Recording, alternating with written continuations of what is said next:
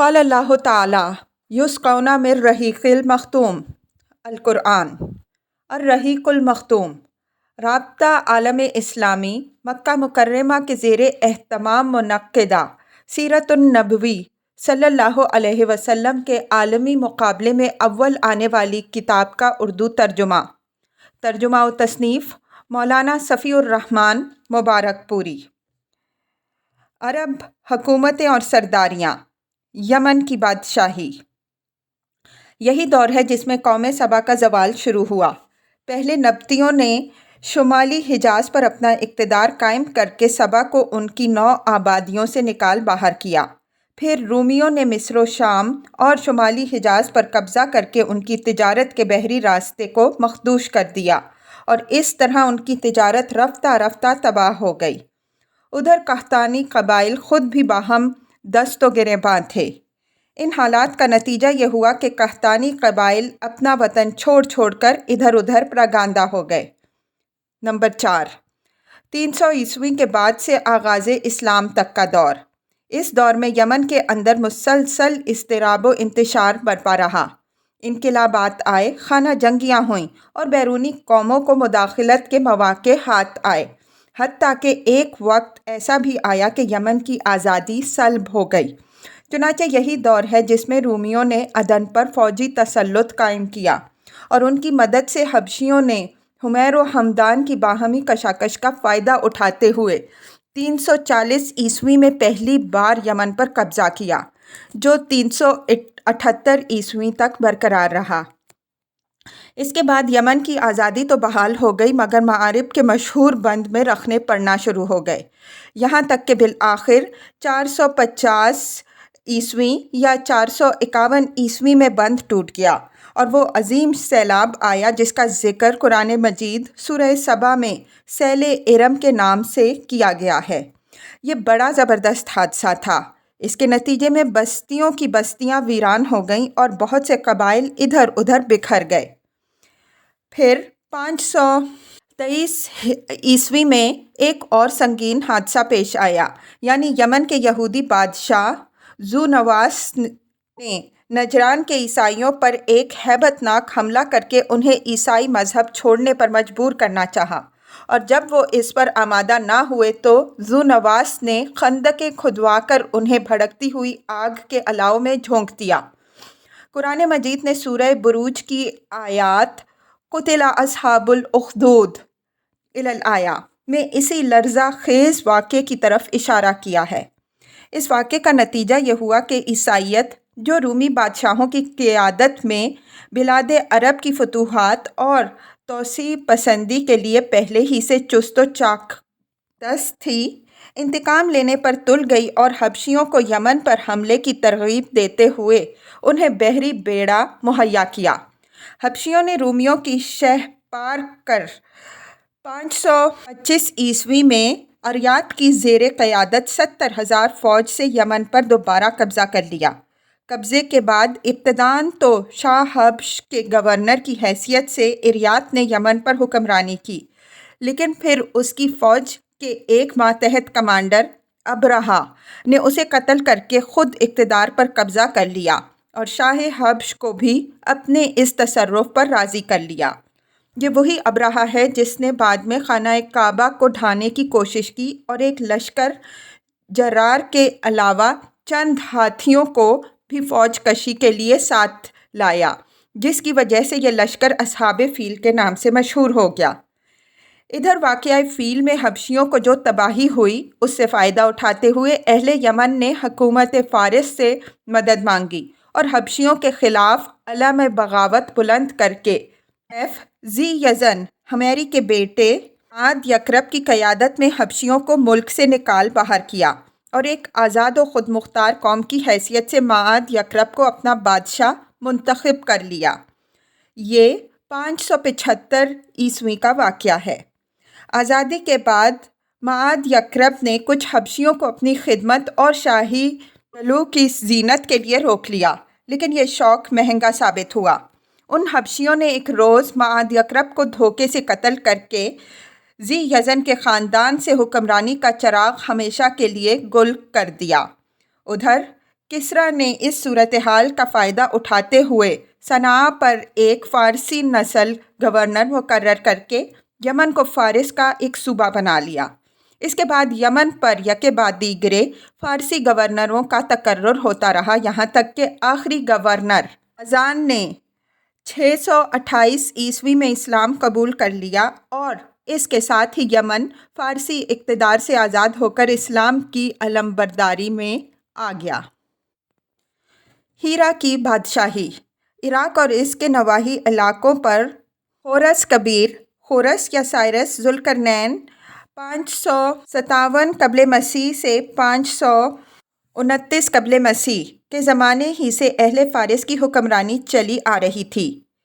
کوئی نہ تھا جو ان کے مد مقابل آنے کی جرأت کرتا، یہاں تک کہ 326 قبل مسیح میں سکندر مقدونی نے دارا اول کو شکست دے کر فارسیوں کی طاقت توڑ دی، جس کے نتیجے میں ان کا ملک ٹکڑے ٹکڑے ہو گیا اور طوائف الملوکی شروع ہو گئی۔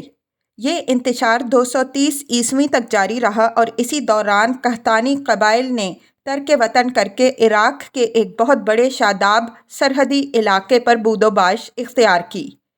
پھر عدنانی تارکین وطن کا ریلا آیا اور انہوں نے لڑ بھڑ کر جزیرۃ فراتیہ کا ایک بڑے حصے کو اپنا مسکن بنا لیا۔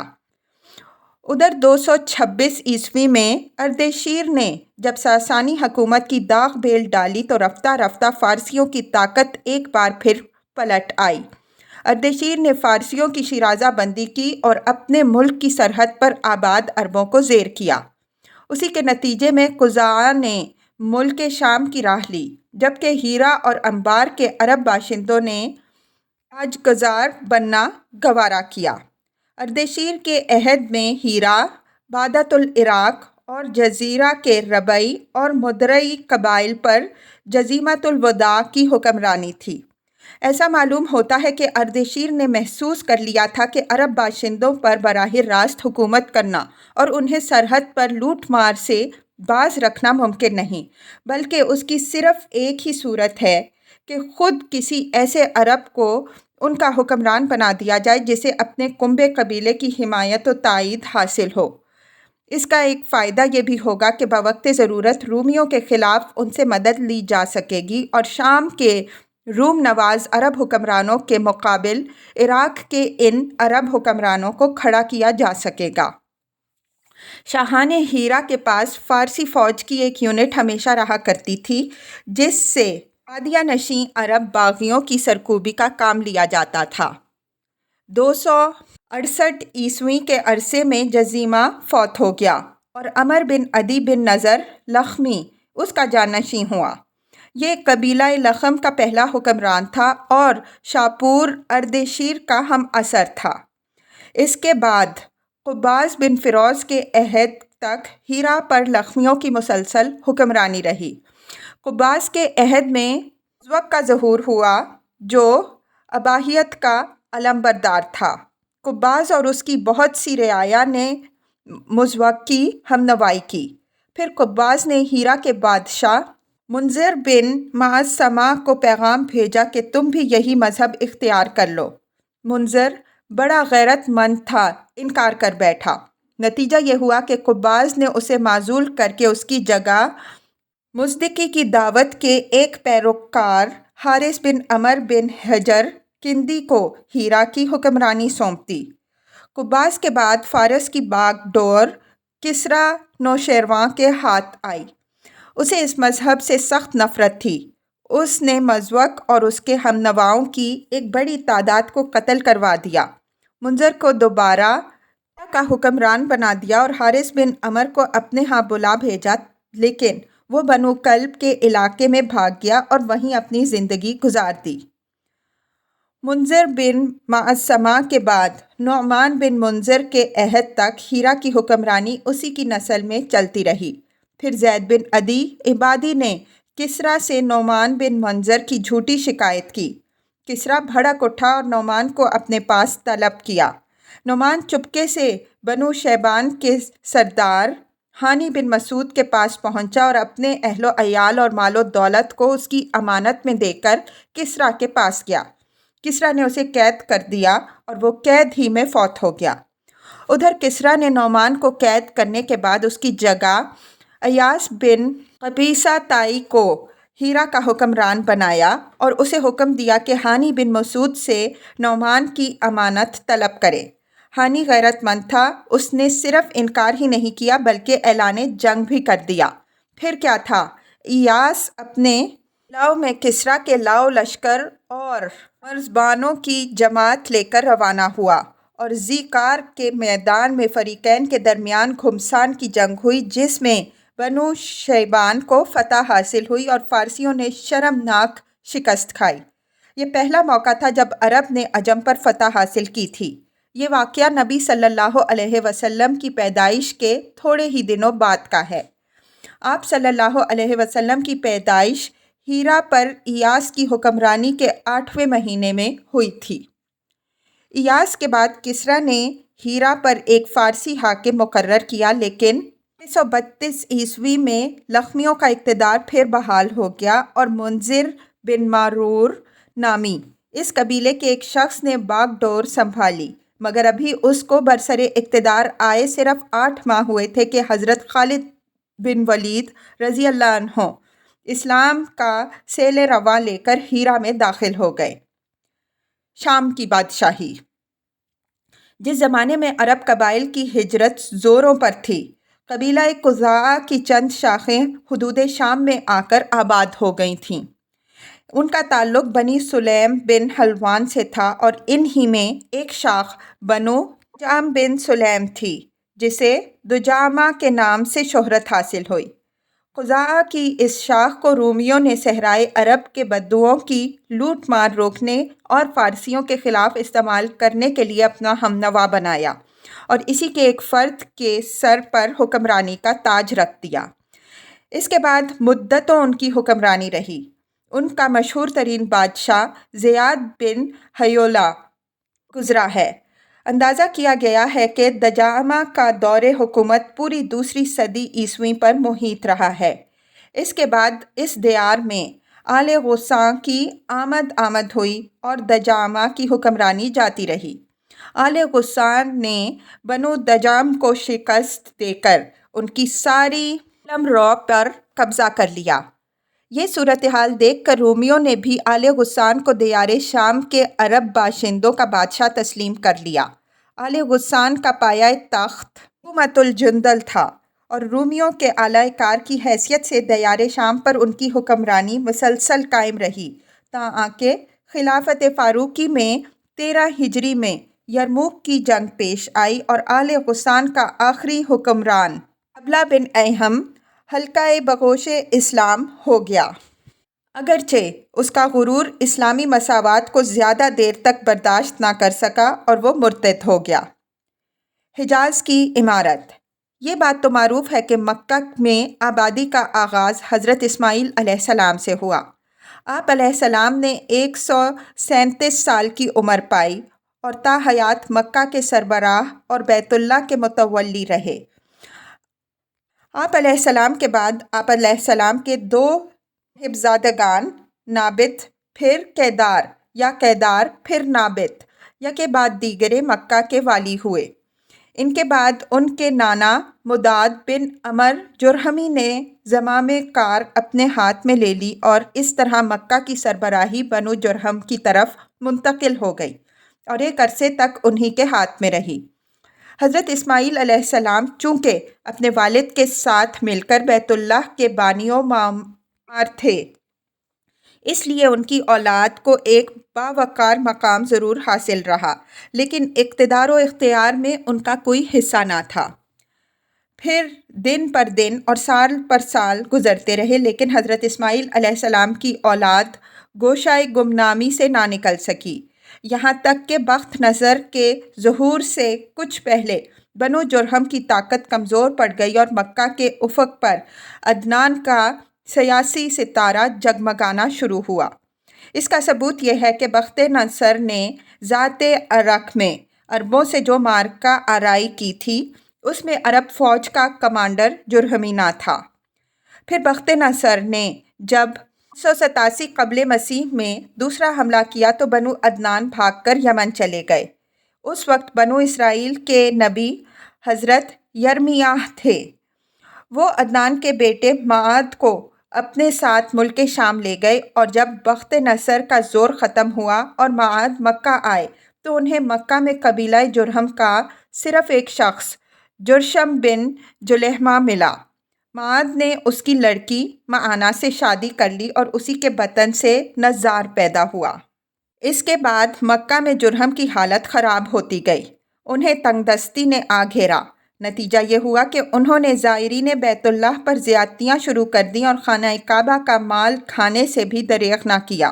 ادھر بنو عدنان اندر ہی اندر ان کی ان حرکتوں پر کڑتے اور بھڑکتے رہے۔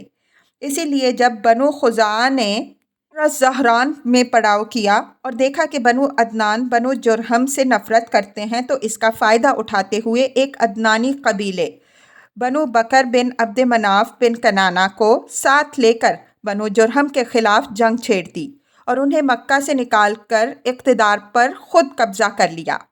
یہ واقعہ دوسری صدی عیسوی کے وسط کا ہے۔ بنو جرہم نے مکہ چھوڑتے وقت زمزم کا کنواں پاٹ دیا اور اس میں کئی تاریخی چیزیں دفن کر کے اس کے نشانات بھی مٹا دیے۔ محمد بن اسحاق کا بیان ہے کہ عمر بن حارث بن مداد جرہمی نے خانہ کعبہ کے دونوں ہرن اور اس کے کونے میں لگا ہوا پتھر حجر اسود نکال کر زمزم کے کنویں میں دفن کر دیا اور اپنے قبیلہ بنو جرہم کو ساتھ لے کر یمن چلا گیا۔ بنو جرہم کو مکہ سے جلا وطنی اور وہاں کی حکومت سے محروم ہونے کا بڑا قلق تھا۔ چنانچہ عمر مذکور نے اسی سلسلے میں یہ اشعار کہے ہیں: کأن لم یکن بین الحجون الی الصفا قیس ولم یثمر بمکۃ ثامر بلا نحن کنا اہلھا وعبادنا روف اللیالی والجدود الاواثر۔ لگتا ہے حجون سے صفا تک کوئی آشنا تھا ہی نہیں، اور نہ کسی قصہ گو نے مکہ کی شبانہ محفلوں میں قصہ گوئی کی۔ کیوں نہیں، یقیناً ہم ہی اس کے باشندے تھے، لیکن زمانے کی گردشوں اور ٹوٹی ہوئی قسمتوں نے ہمیں اجاڑ پھینکا۔ حضرت اسماعیل علیہ السلام کا زمانہ تقریباً 2000 قبل مسیح ہے۔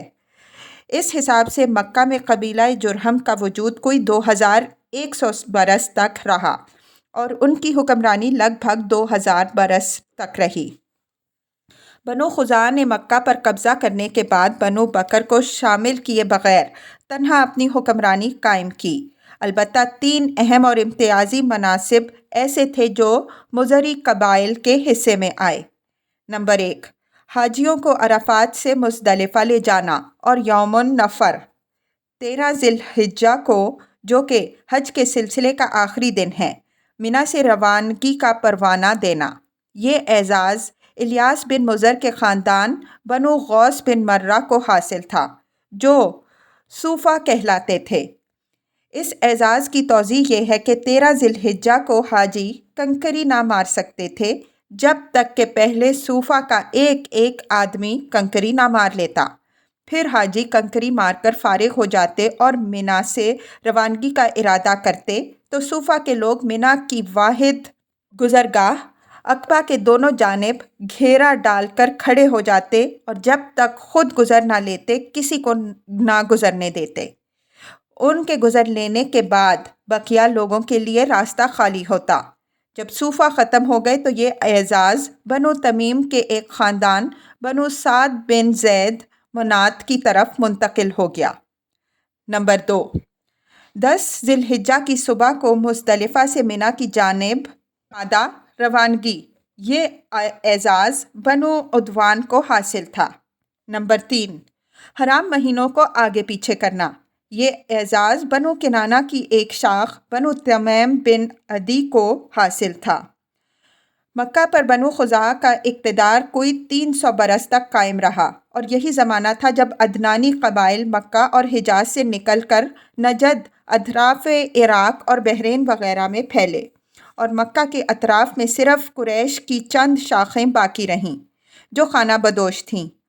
ان کی الگ الگ ٹولیاں تھیں اور بنو کنانہ میں ان کے چند متفرق گھرانے تھے، مگر مکہ کی حکومت اور بیت اللہ کی تولیت میں ان کا کوئی حصہ نہ تھا، یہاں تک کہ قصی بن کلاب کا ظہور ہوا۔ قصی کے متعلق بتایا جاتا ہے کہ وہ ابھی گود ہی میں تھا کہ اس کے والد کا انتقال ہو گیا۔ اس کے بعد اس کی والدہ نے بنو عذرا کے ایک شخص ربیعہ بن حرام سے شادی کر لی۔ یہ قبیلہ چونکہ ملک شام کے اطراف میں رہتا تھا، اس لیے قصی کی والدہ وہیں چلی گئیں اور قصی کو بھی اپنے ساتھ لیتی گئیں۔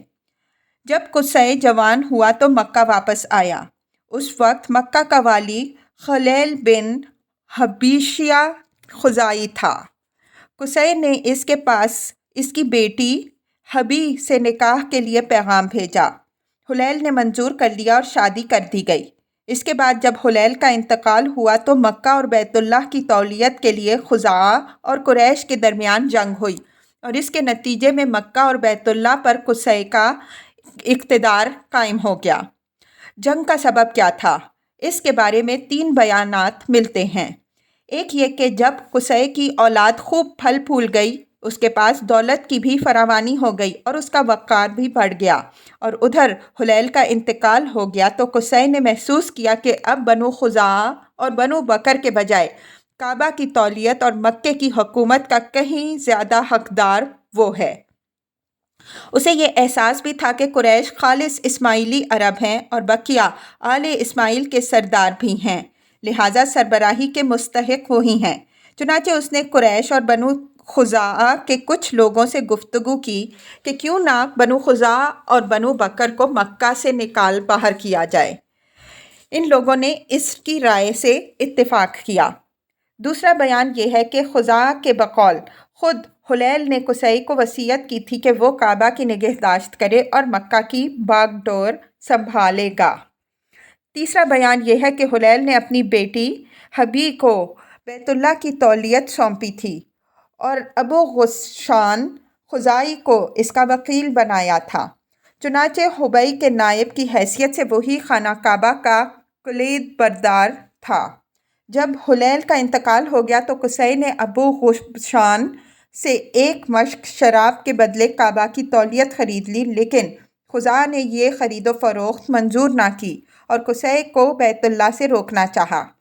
اس پر قصی نے بنو خزاعہ کو مکہ سے نکالنے کے لیے قریش اور بنو کنانہ کو جمع کیا اور قصی کی آواز پر لبیک کہتے ہوئے وہ جمع ہو گئے۔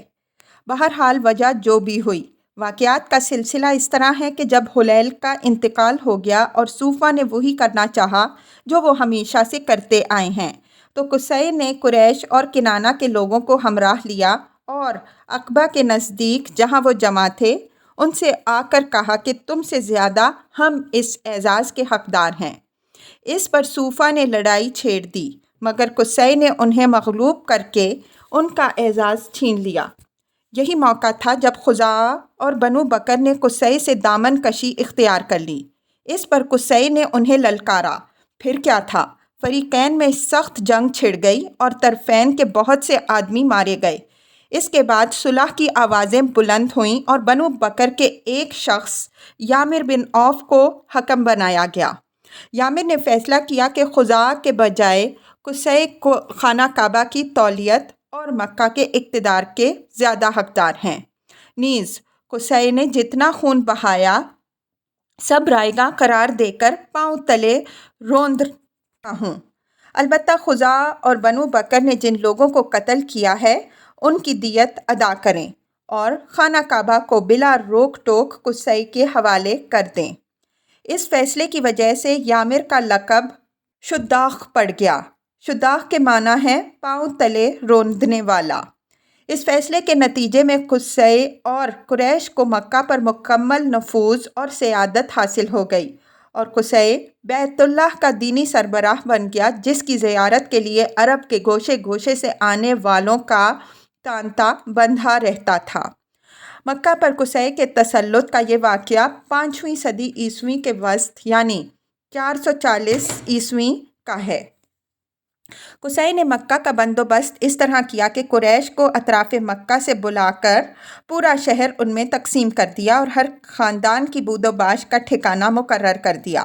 البتہ مہینے آگے پیچھے کرنے والوں کو نیز آل صفوان، بنو عدنان اور بنو مرہ بن عوف کو ان کے مناصب پر برقرار رکھا، کیونکہ قصی سمجھتا تھا کہ یہ بھی دین ہے جس میں رد و بدل کرنا درست نہیں۔ قصی کا ایک کارنامہ یہ بھی ہے کہ اس نے حرم کعبہ کے شمال میں دارالندوہ تعمیر کیا۔ اس کا دروازہ مسجد کی طرف تھا۔ دارالندوہ در حقیقت قریش کی پارلیمنٹ تھی، جہاں تمام بڑے بڑے اور اہم معاملات کے فیصلے ہوتے تھے۔ قریش پر دارالندوہ کے بڑے احسانات تھے، کیونکہ یہ ان کی وحدت کا ضامن تھا اور یہیں ان کے الجھے ہوئے مسائل بحسن و خوبی طے ہوتے تھے۔ قصی کو سربراہی اور عظمت کے حسب ذیل مظاہر حاصل تھے۔ نمبر 1، دارالندوہ کی صدارت، جہاں بڑے بڑے معاملات کے متعلق مشورے ہوتے تھے اور جہاں لوگ اپنی لڑکیوں کی شادیاں بھی کرتے تھے۔ نمبر 2، لواء یعنی جنگ کا پرچم قصی ہی کے ہاتھوں باندھا جاتا تھا۔ نمبر 3، حجابت یعنی خانہ کعبہ کی پاسبانی۔ اس کا مطلب یہ ہے کہ خانہ کعبہ کا دروازہ قصی ہی کھولتا اور وہی خانہ کعبہ کی خدمت اور کلید برداری کا کام انجام دیتا تھا۔ نمبر 4، سقایا پانی پلانا۔ اس کی صورت یہ تھی کہ کچھ حوض میں حاجیوں کے لیے پانی بھر دیا جاتا تھا اور اس میں کچھ کھجور اور کشمش ڈال کے اسے شیریں بنا دیا جاتا تھا۔ جب حجاج مکہ آتے تو اسے پیتے تھے۔ نمبر 5، رفادہ حاجیوں کی میزبانی۔ اس کے معنی یہ ہے کہ حاجیوں کے لیے بطور ضیافت کھانا تیار کیا جاتا تھا۔ اس مقصد کے لیے قصی نے قریش پر ایک خاص رقم مقرر کر رکھی تھی، جو موسم حج میں قصی کے پاس جمع کی جاتی تھی۔ قصی اس رقم سے حاجیوں کے لیے کھانا تیار کراتا تھا۔ جو لوگ تنگ دست ہوتے یا جن کے پاس توشہ نہ ہوتا، وہ یہی کھانا کھاتے تھے۔ یہ سارے مناصب قصی کو حاصل تھے۔ قصی کا پہلا بیٹا عبدالدار تھا، مگر اس کے بجائے دوسرا بیٹا عبدمناف قصی کی زندگی ہی میں شرف و سیادت کے مقام پر پہنچ گیا تھا۔ اس لیے قصی نے عبدالدار سے کہا کہ یہ لوگ اگرچہ شرف و سیادت میں تم پر بازی لے جا چکے ہیں، مگر میں تمہیں ان کے ہم پلہ کر کے رکھوں گا۔ چنانچہ قصی نے اپنے سارے مناصب اور اعزازات کی وصیت عبدالدار کے لیے کر دی، یعنی دارالندوہ کی ریاست، خانہ کعبہ کی حجابت، لواء، سقایت اور رفادہ، سب کچھ عبدالدار کو دے دیا۔ چونکہ کسی کام میں قصی کی مخالفت نہیں کی جاتی تھی اور نہ اس کی کوئی بات مسترد کی جاتی تھی، بلکہ اس کا ہر اقدام اس کی زندگی میں بھی اور اس کی موت کے بعد بھی واجب الاتباع دین سمجھا جاتا تھا، اس لیے اس کی وفات کے بعد اس کے بیٹوں نے کسی نزاع کے بغیر اس کی وصیت قائم رکھی۔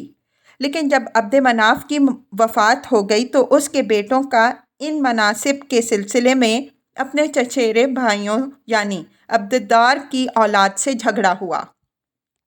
اس کے نتیجے میں قریش دو گروہوں میں بٹ گئے اور قریب تھا کہ دونوں ہی میں جنگ ہو جاتی، مگر پھر انہوں نے صلح کی آواز بلند کی اور ان مناصب کو باہم تقسیم کر لیا۔ چنانچہ سقایت اور رفادہ کے مناصب بنو عبد مناف کو دیے گئے اور دارالندوہ کی سربراہی، لواء اور حجابت بنو عبدالدار کے ہاتھ میں رہی۔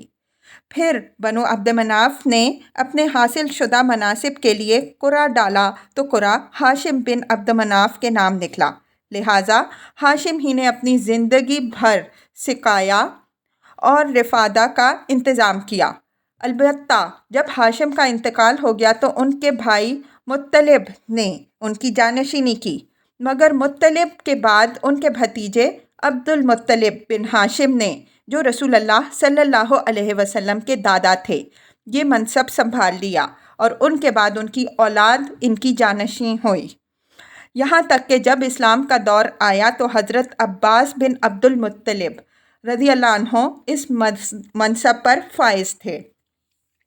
ان کے علاوہ کچھ اور مناصب بھی تھے جنہیں قریش نے باہم تقسیم کر رکھا تھا۔ ان مناصب اور انتظامات کے ذریعے قریش نے ایک چھوٹی سی حکومت بلکہ حکومت نما انتظامیہ قائم کر رکھی تھی، جس کے سرکاری ادارے اور تشکیلات کچھ اسی ڈھنگ کی تھیں جیسی آج کل پارلیمانی مجلسیں اور ادارے ہوا کرتے ہیں۔ ان مناصب کا خاکہ حسب ذیل ہے۔ نمبر 1، ساں یعنی فالگیری اور قسمت دریافت کرنے کے لیے بتوں کے پاس جو تیر رکھے رہتے تھے ان کی تولیت، یہ منصب بنو جمح کو حاصل تھا۔ نمبر 2، مالیات کا نظام یعنی بتوں کے تقرب کے لیے جو نذرانے اور قربانیاں پیش کی جاتی تھیں ان کا انتظام کرنا، نیز جھگڑے اور مقدمات کا فیصلہ کرنا، یہ کام بنو سہم کو سونپا گیا تھا۔ نمبر 3، شورا، یہ اعزاز بنو اسد کو حاصل تھا۔ نمبر 4، اشناق یعنی دیت اور جرمانوں کا نظم، اس منصب پر بنو تیم فائز تھے۔